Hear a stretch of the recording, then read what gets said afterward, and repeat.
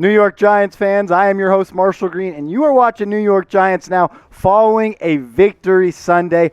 And damn does it feel good, no matter if you're 1-5 or whatever your record is late in October. It feels great to leave Sunday a winner, and that's what the New York Giants are doing today. They beat the Carolina Panthers in a rout, which it should have been worse in my opinion, which is something we'll get into in just a brief moment. But 25-3, this was the best game this defense has played in a long, long time. The last time the New York Giants won a game at home by 22 or more points, you got to go all the way back to 2012, December 30th, against the Philadelphia Eagles. And another note, the last time the Giants held a team to 3 points was Week 4 of 2019 versus the Washington football team, which was quarterbacked by Dwayne Haskins. This wasn't a team that was quarterbacked by Dwayne Haskins. This was a team that was quarterbacked by Sam Darnold, who started the season on a hot note when the Carolina Panthers were 3-0.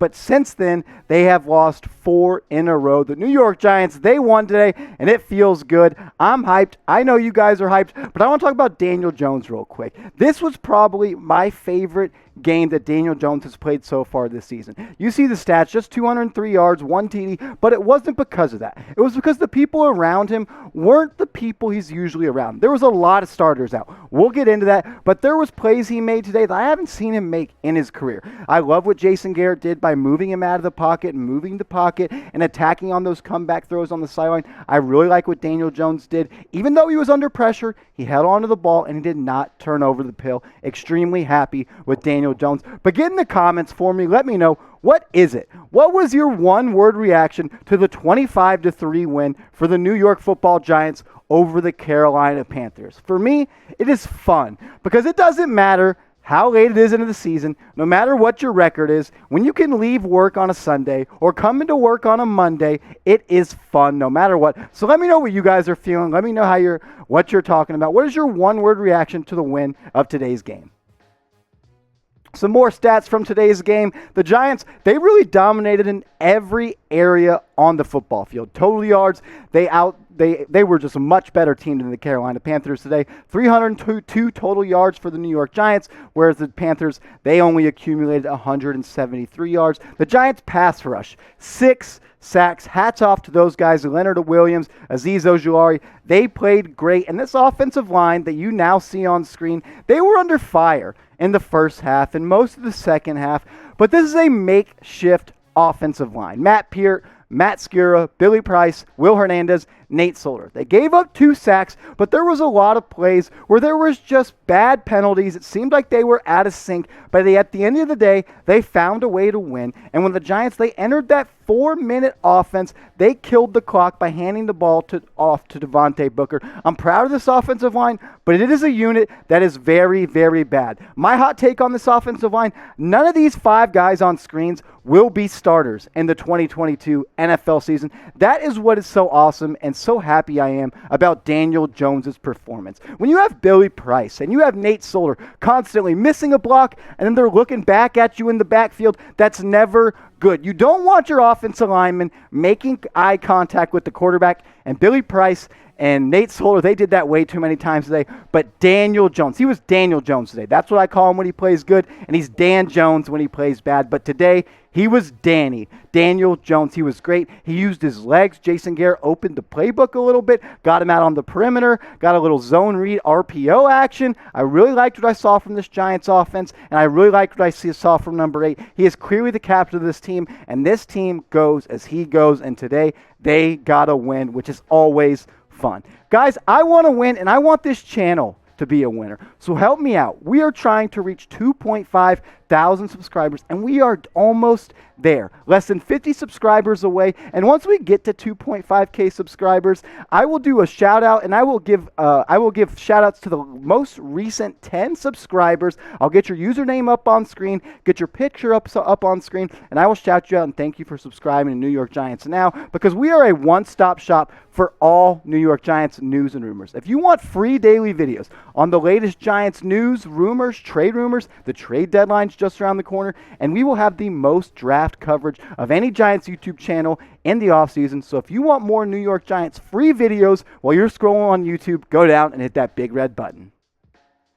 Coming into today's game, with these 5 guys not playing, I thought it would be tough. I did not think the New York Giants would absolutely blow out the Panthers and win by 22. But with guys out like Saquon Barkley, Kenny Golladay, Sterling Shepard, who was a game-time scratch, Kadarius Toney, and Andrew Thomas, you have to give credit to the guys that were on the field. Guys stepped up in this receiver room. Guys like Darius Slayton and Dante Pettis, they stepped up with guys like Kenny Golladay and Sterling Shepard and Kadarius Toney out.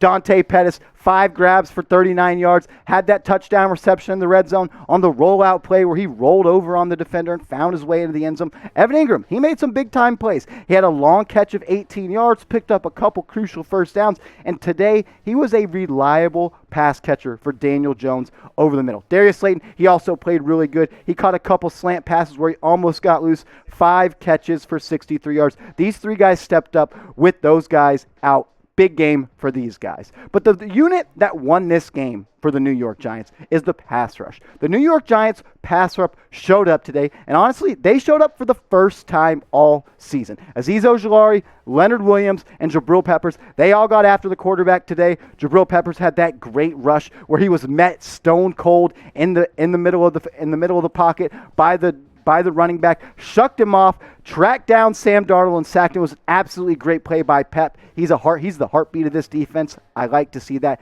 Big thing from Pep. But another guy I want to shout out on top of Leonard Williams is Azeez Ojulari. He started the first 3 games this season with 3 sacks. But since then, before today, he was AWOL. He was a ghost. Nobody knew what happened. Nobody knew where Azeez Ojulari went. But today, he showed up wearing that New York Giants blue and made a statement. 3 tackles, 2.5 sacks, and that second-round pick that the Giants used on him last year is starting to pay off. Azeez Ojulari, maybe one day, could be an elite pass rusher in this league, and the Giants, they may have found their stone-cold edge rusher of the future. Ojulari and Leonard Williams, they really showed up today. I'm proud of them. And hats off to James Bradberry and Adoree Jackson. I've been ripping those 2 guys on this show because James Bradberry, he's not the player that he was last year. Adoree Jackson, he hadn't made a play being a New York Giant all season. But today, Adoree Jackson and James Bradberry,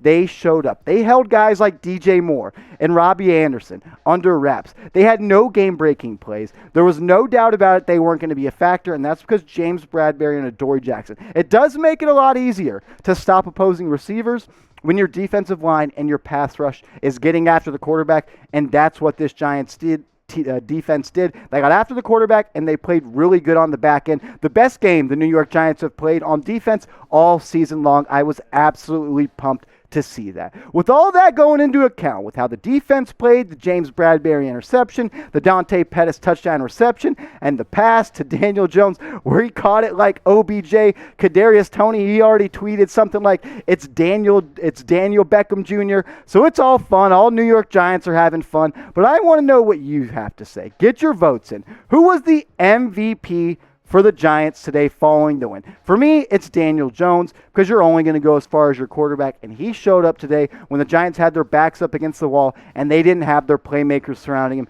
He showed up, but I want to know what you have to say. Go down in the comments and let me know who was the MVP of today's Giants win. Some not so good news. There haven't been too many details released about Jabrill Peppers, but he left the game in the 3rd quarter with an ankle injury. Something to monitor for sure. Peppers, he's clearly the heartbeat of this defense. I love the dog Jabrill Peppers has in him. I just wish he was a little bit better of a coverage safety, because that's something that's holding him back. I'd like to see him make that transition from being a safety to an in-the-box linebacker that's kind of like that safety dime that comes down to the backer and plays in the box. But Jabrill Peppers, he left with an ankle injury. I didn't see him return. I didn't get an official ruling from anybody. I didn't see anybody tweet anything. So if you saw something, go down in the comments and let me know. But we will keep you updated on Peppers and that ankle injury as the week rolls on. Let me know what you have to say about this one. Another question that I want you guys to answer. Be active in the comments. Everyone always asks me, Marshall, how can we support the show? It's by answering questions. The more comments that you get on a YouTube video, it sends a signal to YouTube to show it to more people that are interested in that video. So the more you comment, the more New York Giants fans are going to watch this video. So let me know what you have to say. The schedule, it has a couple more tough games against the Tampa Bay Buccaneers and the Kansas City Chiefs. It's really not even really going to be a tough game anymore. They're not the same team. They do still have Patrick Mahomes, so that'll be tough. But let me know what you have to say. For the rest of the season, what do you want the Giants to do? If you want them to tank and get ready for the 2022 NFL Draft, go down and type T for tank. Or if you want them to win or try to win or go and maybe, as some people would say, win some meaningless games, because it's really an uphill battle for this Giants team to make the playoffs, go down and type your W for win, or go down and type your T for tank. I was telling my producer, Matthew Peterson, before the show, wins, they're like Band-Aids. They cover up boo-boos. And today, the Giants, they had some boo-boos despite winning by 22. He told me I was being a little harsh, so I understand. But it was a blowout. But it should have been worse, no doubt about it. The first half score was 3-5. I was getting made fun of in the office. It looked like an ALCS matchup. But the Giants, the results didn't show, but they were hurting themselves very much so in the first half. I mean, that first drive where they got down in the red zone, where the Kyle Rudolph touchdown got called back, and they had 4 plays from the 1-yard line to score, and they lined up in the same personnel 4 times, the same formation, 4 times. Just absolutely brutal. This Giants red zone offense continues to be abysmal. There's no doubt about that. Jason Garrett, one thing I say about him that I always say is, in the red zone especially, when you are not the better team up front, like the Giants aren't, they have a makeshift offensive line. They don't have any just absolute beasts out there without Andrew Thomas. You can't just line up in I formation and try to run the ball down the defense's throat. We are not a power offense team.